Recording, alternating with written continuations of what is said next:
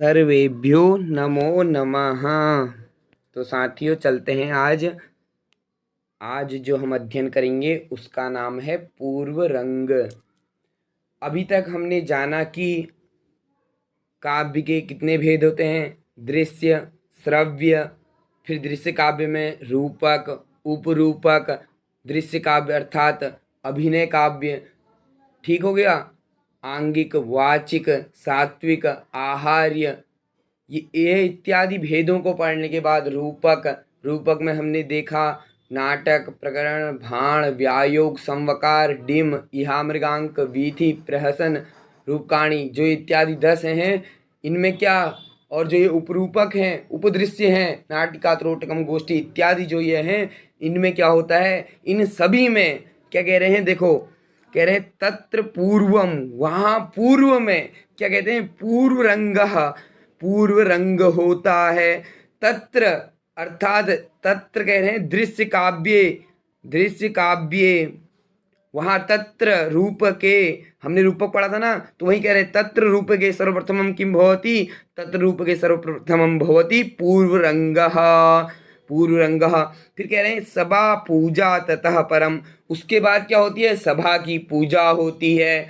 सबसे पहले क्या होगा, वहाँ नाटक में भाण हो, व्यायोग हो, सबकी बात कर रहे हैं, जितने भी रूपक है, उपरूपक है, दृश्य, तत्र अर्थात तत्र दृश्य काव्ये पूर्वम पहले, पूर्व रंगः भवति, पूर्व रंग होता है। अब पूर्व रंग किसे कहते हैं इसके बाद बताएंगे। फिर कह रहे हैं सभा पूजा ततः परम, पहले पूर्व रंग हो गया, उसके बाद सभा पूजा ततः परम। फिर कह रहे हैं कथनम कवि संज्ञादेह, उसके बाद क्या हो रहा है, कथनम कहा जा रहा है, क्या, कवि संज्ञादेह, कवि आदियों का नाम, नाटक का नाम, नाटक के बारे में संकेत जो दिया जाता है। नाटकस्यापि अथ आमुखम, उसके बाद आमुख प्रस्तावना दी जाती है। तो बता रहे हैं पहले क्या हुआ, पूर्व रंग हुआ, उसके बाद सभा पूजा, उसके बाद कथनम कवि संज्ञादेह, कवि आदि का नाम, इसके लेखक कौन है, प्रस्तोता कौन है इत्यादि का नाम। उसके बाद कह रहे हैं अथ नाटकस्य, अथ अपि, अथ उसके बाद नाटक में भी क्या हो रहा है, आमुखम, आमुख अर्थात प्रस्तावना। उसके बाद क्या दी जाती है, प्रस्तावना दी जाती है। तत्र इति नाटके, वहाँ नाटक में क्या हो रहा है, तो देखो कह रहे हैं, ये देखो हिंदी भाषा में भी लिखा हुआ है, क्या लिखा हुआ है कि देखिए,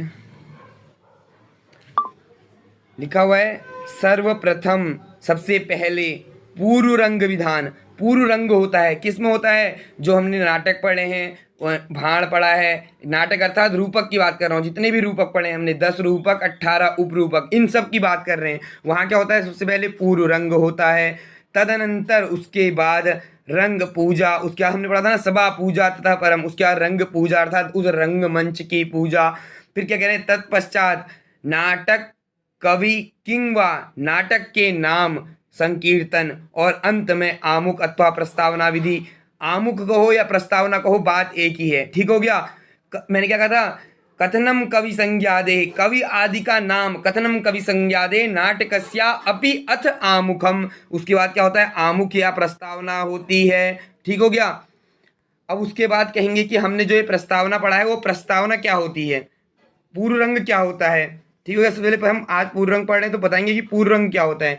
देखो क्या कह रहे हैं, यन नाट्य वस्तुनः पूर्वम रंग विघ्नोपशांतये, जो नाट्य वस्तु से पहले जो प्रस्तावना है और सभा पूजा है और नट का आना है, सूत्रधार का आना है इत्यादि कार्यों से, क्या कह रहे हैं, नाट्य वस्तुनः पूर्वम, यन यत, जो नाट्य वस्तु से पूर्व है, क्या है, रंग विघ्नोपशांतये, रंग वंच की विघ्न की शांति के लिए, कुशीलवाह प्रकुर्वन्ति, कुशीलवाह अर्थात, कुशीलव किसे कहा गया है, अर्थात वो कलाकाराः, कुशीलवाः कलाकाराः, ये कलाकाराः भवन्ति। जैसे हम सभी लोगों ने रंगमंच पे कोई ना कोई हम अभिनय करने गए होंगे या फिर हम कोई भी रंगमंच पर जाते हैं, जैसे मान लो कोई भाषण देने जा रहे हैं, तो उससे पहले क्या करते हैं, रंगमंच को प्रणाम करते हैं। वो किसके अंतर्गत आता है, वो सभा पूजा के अंतर्गत आता है, सभा पूजा करते हैं। उससे पहले भी क्या होता है, उस रंगमंच की पूजा की गई होती है, किनके द्वारा, वहां जो अन्य जन विद्यमान है, अन्य कलाकार विद्यमान है।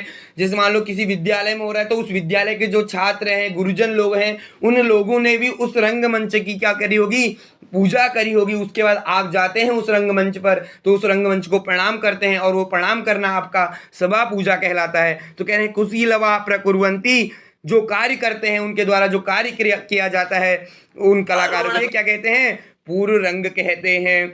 क्या किसे कहते हैं, तो कह रहे हैं यन नाट्य वस्तु न पूर्वम, जो नाट्य वस्तु के पहले रंग विघ्नोपशांते, रंगमंच की विघ्न की शांति के लिए क्या करते हैं, कुशीलवा प्रकुर्वन्ति, कलाकार जो लोग होते हैं, प्रकुर्वन्ति पूर्व रंग स उच्यते, उसे पूर्व रंग कहते हैं। प्रत्याहारादिकानि अंगान्यस्य भूयांसि यद्यपि तथापि अवश्यम कर्तव्या नांदी विघ्नोपशांतये। उसके बाद हम नांदी को पढ़ेंगे तो बताएंगे कि नांदी क्यों करनी चाहिए। यहाँ से नांदी का कारण बता रहे हैं कि नांदी क्यों करनी चाहिए। और क्या कह रहे हैं, देखो, प्रत्याहारादिकानि अंगान्यस्य भूयांस यद्यपि, यदि ये हमारा जो पूर्व रंग वाला कार्य है, प्रत्याहार आदि अर्थात जो कुशलों के द्वारा, कलाकारों के द्वारा जो रंगमंच की पूजा की जा रही है, उसी को कह रहे हैं जो प्रत्याहार आदि की, आदिकानि अंगान्यस्य, अंगानी है जिसे के, भूयांश यद्यपि, उसके हो जाने के बाद, यद्यपि तथापि, उसके बाद भी क्या करना चाहिए, कर्तव्य, अवश्यम कर्तव्य, अवश्य ही करनी चाहिए। क्या, नांदी विघ्नोपशांते,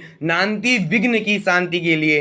ठीक हो गया। तो इसको हम आगे पढ़ेंगे कि नांदी क्यों करनी चाहिए, बता रहे हैं। अभी हमने पढ़ा कि पूर्व रंग क्यों करना चाहिए, पूर्व रंग अर्थात रंगमंच की पूजा पहले क्यों करनी चाहिए। पूर्व रंग का अर्थ है कि रंगमंच पर जाने से पहले रंगमंच की पूजा करना। ठीक हो गया, जो उनके द्वारा उसी लवा अर्थात कलाकारों के द्वारा की जाती है।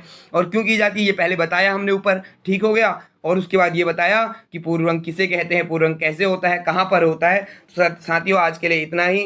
फिर मिलेंगे अगली वीडियो में, हम पढ़ेंगे नांदी क्या है, नांदी किसे कहते हैं। तो चलिए आज के लिए इतना ही। सर्वेभ्यो नमो नमः, धन्यवादाः, सुस्वागतम, पुनः मिलामः।